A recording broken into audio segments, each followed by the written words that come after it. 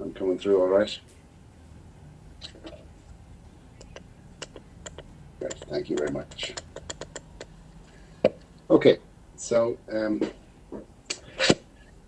think, as you can see, the importance of actually looking at these exercises during the day should be becoming clear to you now, because there's a lot to take in the live session here, and it's really important that you've had a look at these beforehand. So we've looked at scenarios A and B, and scenario meaning different kind of setups or arrangements here, so you can get a sense of how complex this whole process becomes as we move through. But at the core of it is still this idea that there's two key pieces of information: the cycle time and the throughput time, which helps us to get an understanding of what's happening with this process. So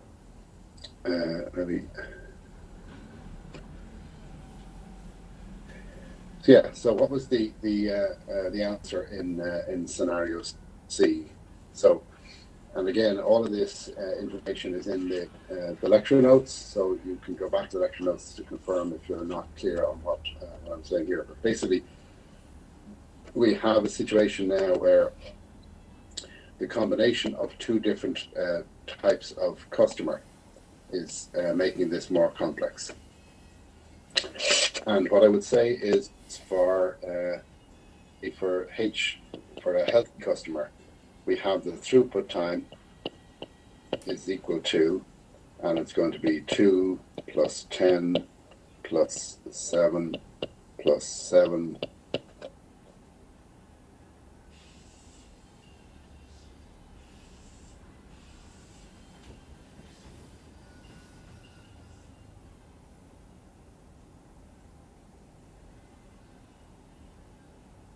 is 30 minutes.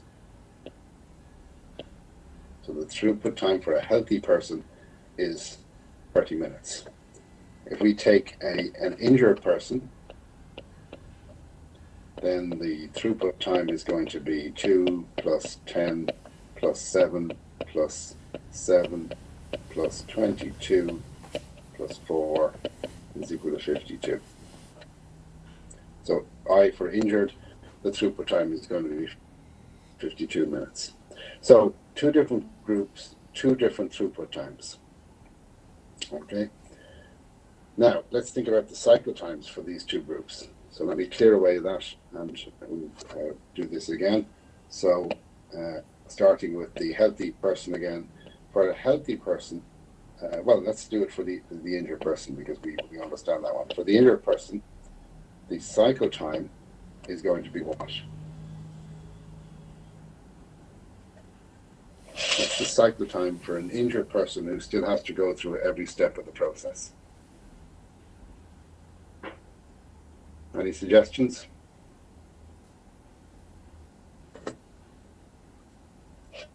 $22. Okay, so let's take that first one first. The 22. So the cycle time for an injured person is 22. That is, it's the fastest, the most often, or the most frequent that we can produce and process an injured person is going to be decided by the plasterer. For the healthy person, what's the cycle time? And we'll come back to that second post in a minute, but first of all, I just want to establish, imagine if all the customers were healthy. Yeah, thank you very much, 17.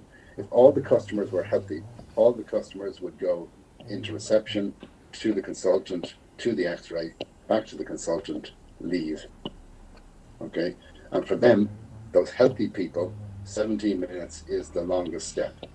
So therefore the cycle time is 17. And what we can do here with cycle time is we can combine the two. So what we say is that for 40% of the time, it's 0.70, and for 60% of the time,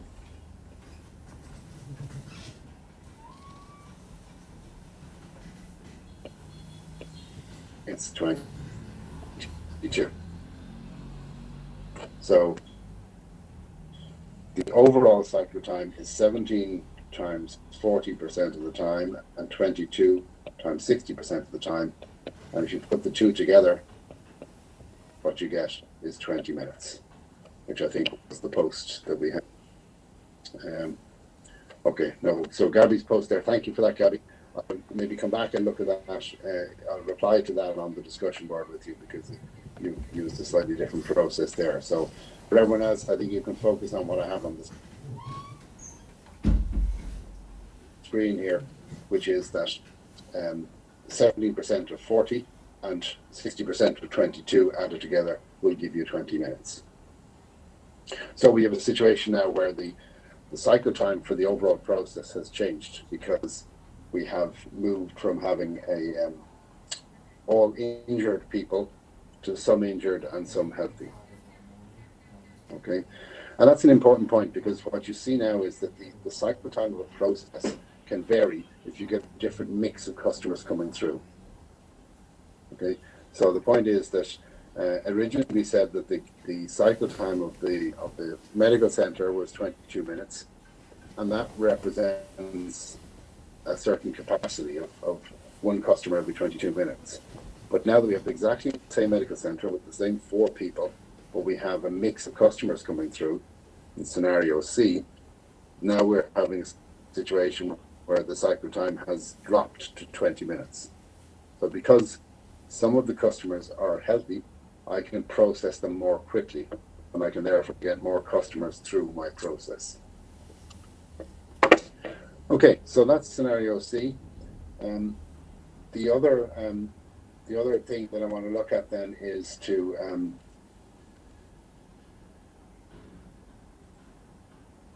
try to improve that capacity.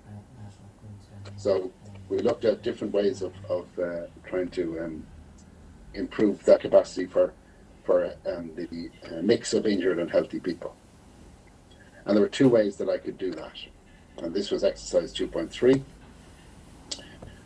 which was to work out cycle time and throughput time for the 2 different scenarios. One was to put in a second plaster room. Okay, and the second was considering putting in another consultant.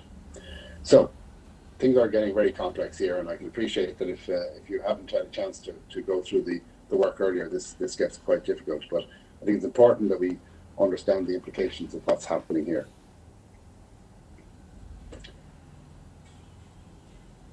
So I've just discussed the basic situation there. So scenario C, and if you remember now, as we keep track of the different scenarios. So C is the scenario that I just showed you back here. So C is a mix of healthy and injured patients, but the same for people involved in the process. 1 consultant, 1 X-ray, 1 plaster room, and 1 receptionist. And for that, I have the situation where the cycle time is going to be 40% to 17 and 60% to 22, which gives me 20 minutes. So if you think about it, just another way of showing what capacity is to say it's in a 480-minute day. So in an 8-hour day, 860 is 480. So in an 8-hour day, how many patients will we process? Well, if it's 1 every 20 minutes, then you divide the number of minutes by the cycle time and you get 24 patients. So with that basic process, we would process 24 patients in a day. If we put in a second plasterer, so going back to the idea of looking at the bottleneck and dealing with the bottleneck, so we put in a second plasterer.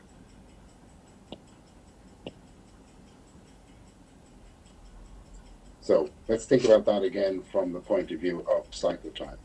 Okay, we know that putting in a second plasterer is not going to change the throughput time. We've established that when we looked at A and B. So the healthy customers, in this scenario, what's the cycle time? So if you're healthy, you're not going through the plaster room, you're going through reception, you're going through consultant, you're going through X-ray, back to consultant and leaving. And therefore, what's the longest process step for you if you just do those? Yeah, it's 17. So the cycle time for the healthy people is 17. As it was on scenario C, we haven't changed anything for them. If we think about the injured people, what's the cycle time for them? Remember, before it was 22 minutes because they had to go through a single classroom. Now it's 17 because what we said, if you remember, by putting in the 2 classrooms, the cycle time of that step is now 11. And therefore, the new cycle time for the process is the consultant. Combine them in the same way. In fact, it doesn't matter about the 40% and the 60% now, but we have, that's multiplied by 0.40 for healthy, and that's multiplied by 0.60 for injured, but in fact it comes out as 17 anyway. So putting in the second classroom gets us a cycle time of 17. If you remember, in scenario C it was 20, now in scenario D it's down to 17, D1, which is the 2 classrooms.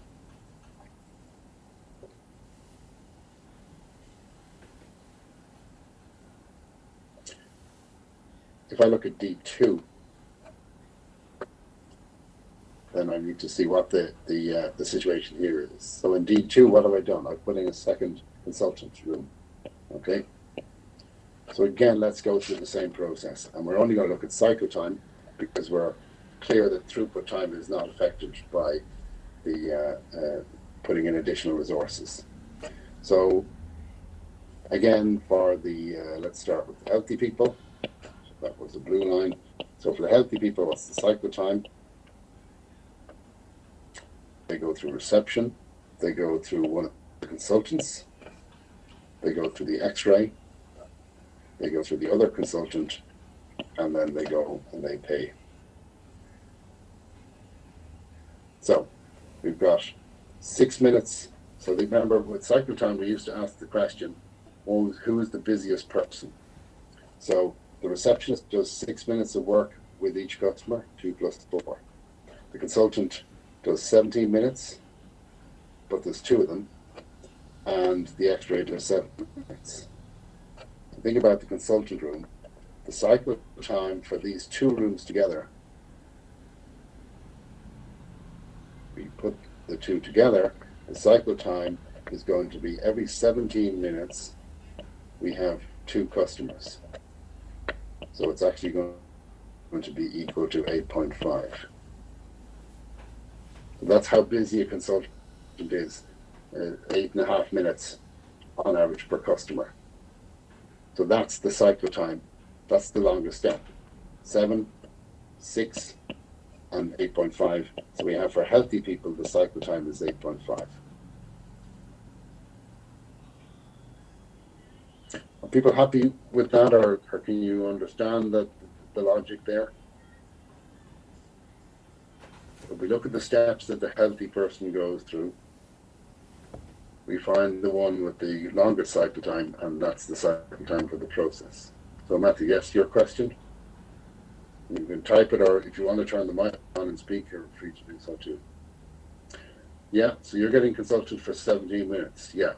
So you, as the customer, are going to spend 17 minutes with the consultant. Someone else is in the other room next door getting consulted for 17 minutes. Correct. So why does it count? Good question. Okay. So this is where we have the difference between throughput time and cycle time. So throughput time is going to be 17 minutes. Equals 17 minutes. Because every customer that goes through the process is going to take 17 minutes to get through the consultant. So that doesn't change, even though we have 2 consultants. The cycle time for, I suppose the best way to describe this is the consultancy package. So the 2 rooms together combined. Now you see, I'm just going to be careful about the language here so that people understand. The two consultants produce every 17 minutes. Between them, they. So how often does a customer leave this joint area? Well, once every 17 minutes. And a customer leaves this room once every 17 minutes. So in every 17-minute period, 2 customers are processed. So on average, it's 1 customer every 8.5 minutes. That's cycle time. But that is not saying that the customer is processed in 8.5 minutes. They take 17 minutes to be done, but 1 comes out the door every 8.5 minutes. Okay, and that's good. I'm glad that's clear now, Matthew. But I appreciate that's the difficult thing to get to understand, because this is where cycle time and throughput time is confusing. But if you imagine that, if you put yourself in the shoes of the customer, you are experiencing throughput time of 17 minutes. But if you stand at the door and you watch people leaving, you see a person coming out every 8.5 minutes on average. So that's the difference between throughput time and cycle time. So healthy people, on average, 1 every 8.5 minutes, we're going to process somebody. Injured people, what's the cycle time going to be for them? Well, again, we look at the cycle times of all the steps, but they now have step 1, step 2, step 3, step 4, and step 5, and step 6. And because 5 is still 22 minutes, their cycle time is going to be 22 minutes. Yeah, thank you very much, Lou. That's spot on, 22 minutes. So by putting in the second consultant, we have made things better for the healthy people. So there we have made it a higher capacity for them. We can process more of them. But for the injured people, we've made no improvement. So it's the same as it was before. And I've summarized all that in the next slide. So for C, which was just simply no extra people, we have 17 minutes for the healthy people. We have 22 minutes for the injured people, and that combines to make 20 minutes. When we put in the second plasterer, what we found was that the healthy people still took 17, it was 1 every 17 minutes. But for the injured people now, it was 1 every 17 minutes as well, because the plasterer bottleneck was gone. It was cut in half. So overall, we now process a customer every 17 minutes. So that's an advantage. If we think about going from C to D, we used to process 24 patients in an average day. Now we can process 28 patients in an average day. So I'm going to be able to get more income from my operation. Alternatively, if we put in a second consultant, what would have happened? Well, the second consultant would have made no difference to the injured people, so they would still be 22 minutes as they were under C at the top of the page there. But the healthy people would be processed more quickly because we have 2 consultants. So we have 2 every 17 minutes or 1 in 8.5 minutes. So that gets our process time, our cycle time down to 16.6 minutes. So given the choice between this one or this one, we say the second consultant was better because it improved the bottleneck. It got our cycle time down lower to 16.6, so therefore we could process more patients. So that 28.9 is the best on the page. That's the most patients we can process. So as an operator, I'm going to be keen on that because that will mean that I will process more patients, so then I'll make more income. Okay, so again, what we're doing, we're still just taking the same throughput time and cycle time ideas, and we're using them over and over again. Okay, so hopefully people are starting to get a sense of what's happening there. The last thing that I threw into the process was the money, the cost of all this. Okay, so again, I need you to think back to the various scenarios that we've had here, and remember, scenario A was the basic process with no extra people, and scenario B was the process where I had 2 plasterers, but everyone was injured. Okay, so if I move to the next slide now, let's look at the cost of things. So under A, which was, as I say, the original scenario with just 4 people and everyone injured, cycle time was 22. So how much money did I make? And again, this was explained in some of the lectures. You'll have seen this already. I charge a customer €300 to use my medical center, and I set those prices at the start. How many customers per hour am I going to have? Well, in a 60-minute period, if I have 1 customer every 22 minutes, then I'm going to have just under 3 customers per hour, 2.6 I think it is, or something like that. So the amount of money I'm going to make in an hour is 2 point something multiplied by 300. It's going to be €818. So that's my revenue, that's my income. How much am I going to spend per hour? How much does it cost to run the operation? Well, if you remember, I set out the cost of each person in there, and when you add the cost of the 4 people together, you get 700. So just to reiterate that, if I go back and look at the notes, it was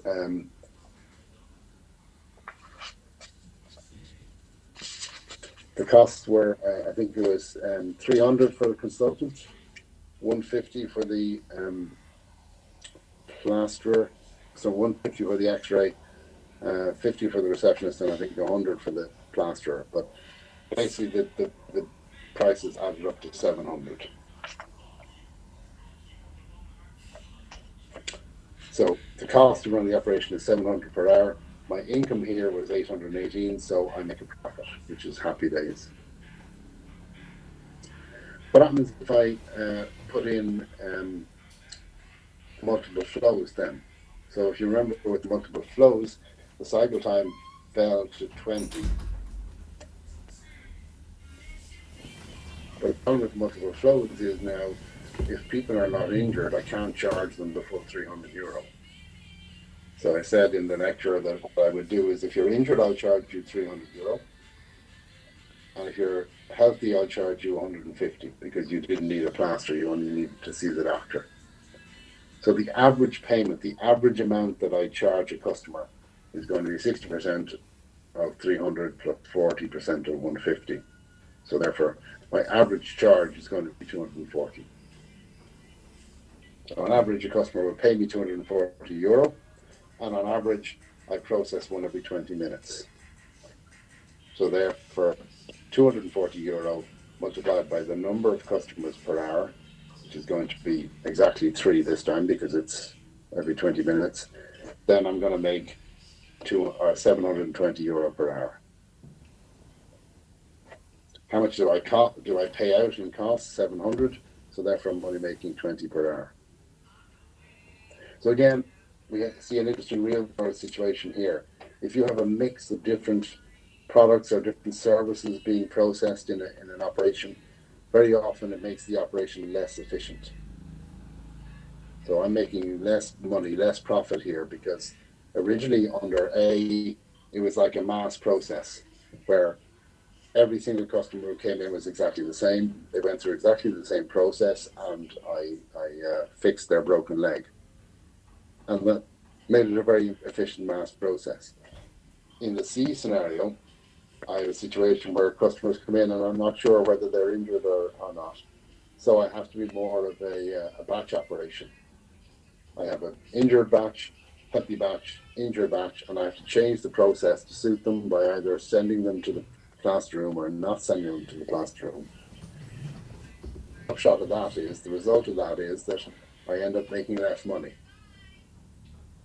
So you can see that, the flexibility of a batch operation actually costs money. It doesn't come for free. You have to pay for that. And when I looked at D1 and D2, then the whole point of those two scenarios, one of which was D1 was to put in 2 plaster rooms, and the scenario D2 was to put in 2 consultants, then I can look at the cost implications of those two. And if you remember, I said that D2, the consultant, was the better one because it reduced the cycle time most. But let's look at those two, D1 and D2. So D1, putting in a second plaster room, I got my cycle time down to 17 minutes. What does that mean in terms of income? Well, on average, remember, when I have a mix of healthy and injured patients, I'm charging on average €240 per patient.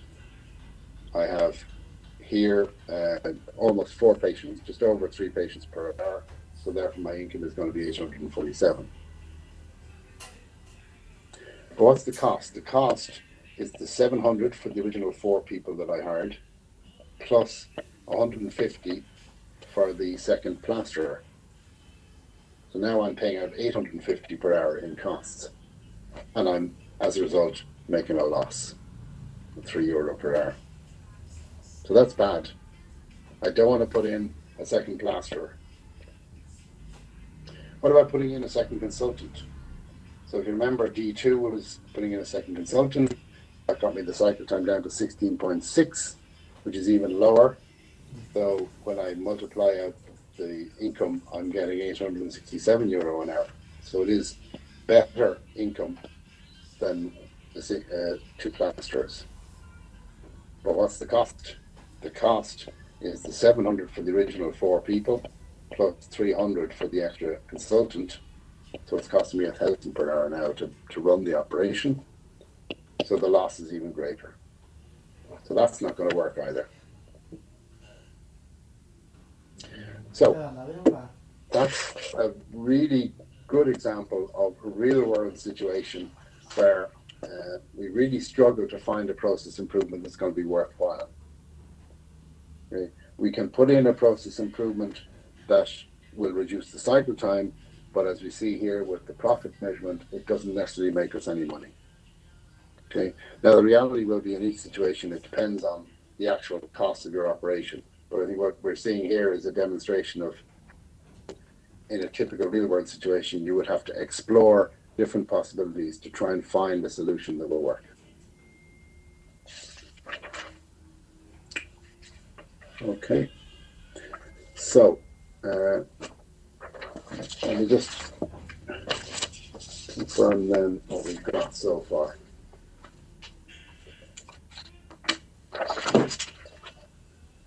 So in lecture 2.4, I would have shown you the cost base for all those and the calculations. So now you can see for D1 and D2, which is exercise 2.3, what the implications will be. Question there for management, will you have to do such calculations in the exam? No, I won't be looking for you to actually do calculations of cycle time and throughput time, but I may ask you a question, for example, like, what impact does having a mix of customers, how does that impact the cycle time and the throughput time of a process? And I'd expect you to be able to explain the ideas that we've explored here. So you don't actually have to do calculations as such, but you do have to understand the principles of what's happening. Okay. So there's a lot there to take in. I think I'll leave it there. Anyone who is interested in what is actually the way to improve this process, there is a way to improve this process. And actually what the best thing to do in this scenario is to put in both a second consultant and a second plasterer. So it seems counterintuitive that putting in a second consultant on its own produces a loss. Putting in a second plasterer on its own produces a lot. But if you actually hire both a new plasterer and a new consultant, what you'll find is that you have a process that can handle the mix of patients and still make a good profit. And I'll leave that with you. You can have a look at that yourselves. If anyone wants to come back to me with an attempt to do that, I'll happily take you through the correct answer on that. But that's probably going beyond what the basic need of the course is, so we won't deal with that here. But if you do want to have a look at that yourselves and come back to me, I'm happy to discuss that further. So let me run through, and what I will do, by the way, is these extra slides that I've shown you here, I will post them up so you'll get to see what's happening here.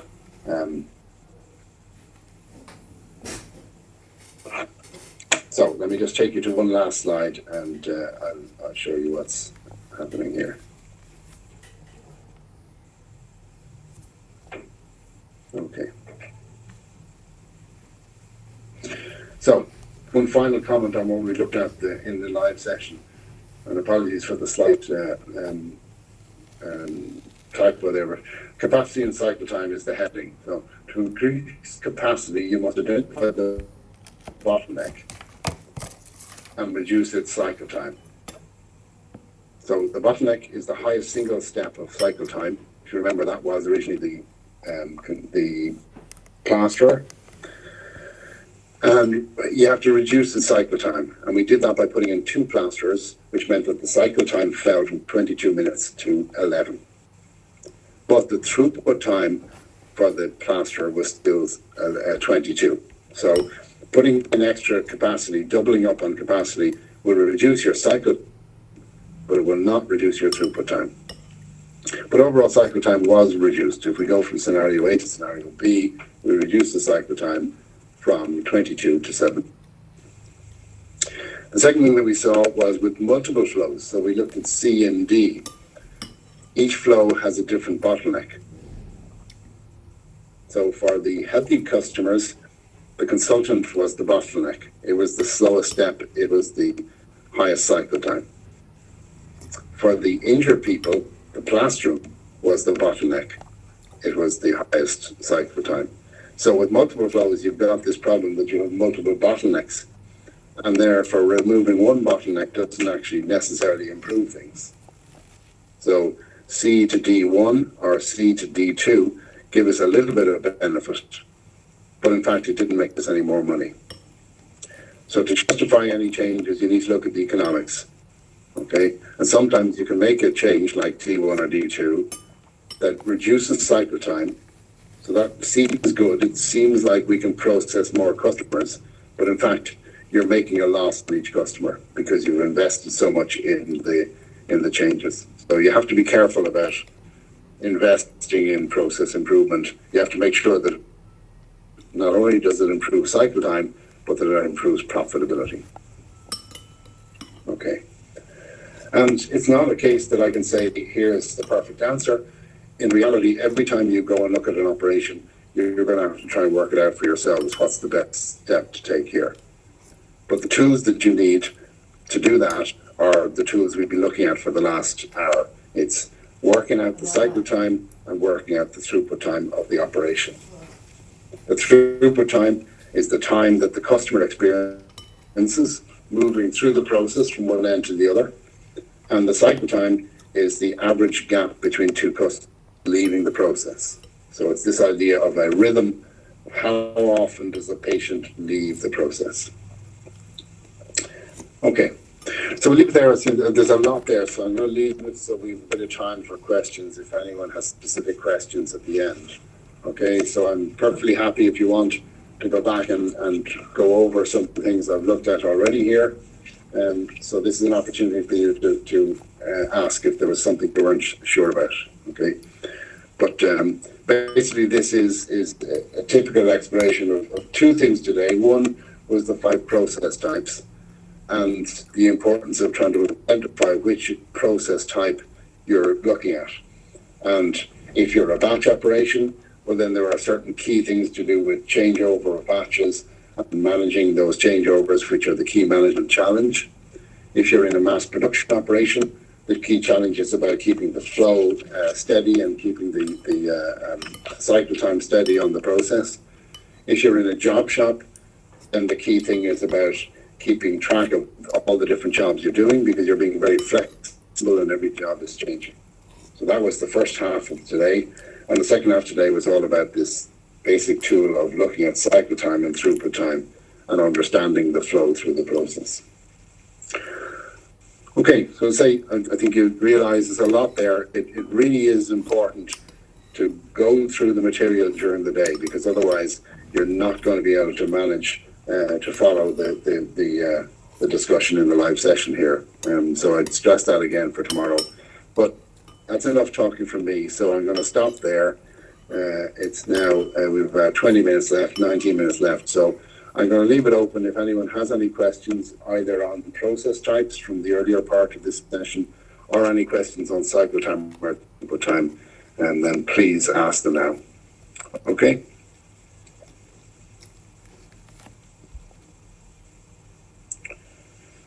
Okay, cues and what other variables are relevant in this example.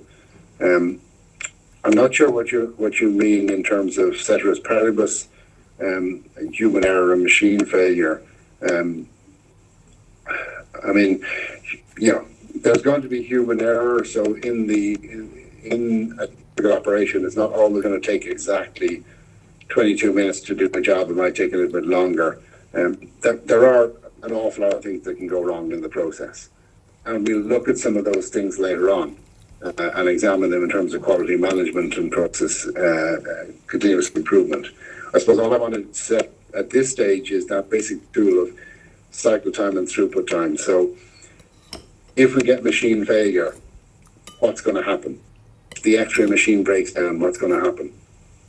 Well, there's going to be an immediate throughput time impact, because nobody can have an X-ray done, so all the injured patients are going to have to wait even longer while we fix the X-ray machine.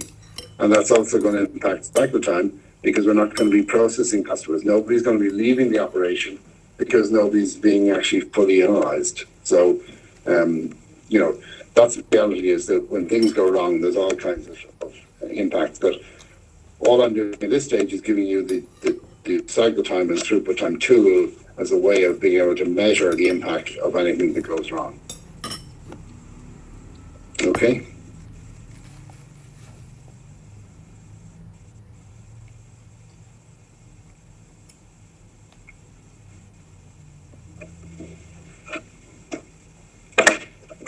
Okay, any other questions? Anyone else like to put anything out there? As I say, we do very little time together, so it's valuable time we have like this. So I'm happy to take any question. Don't worry about if you feel it's foolish or you should know the answer.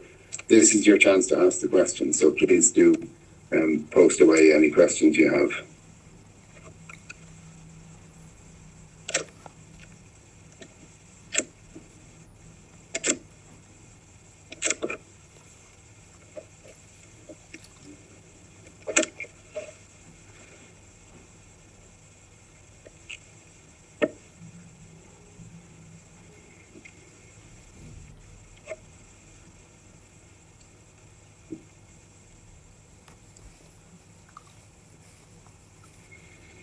Okay, what I might do, if Gabby Tan is still there, I'll go back to scroll back to Gabby's post from about 10 o'clock today, and maybe just give you some feedback directly on that, Gabby, if you're there.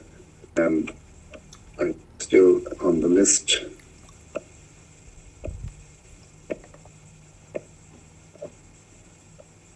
No, I don't see you here, Gabby. If you are here, Gabby, stick your hand up. If not, I'll leave it and I'll reply to you separately at a later date.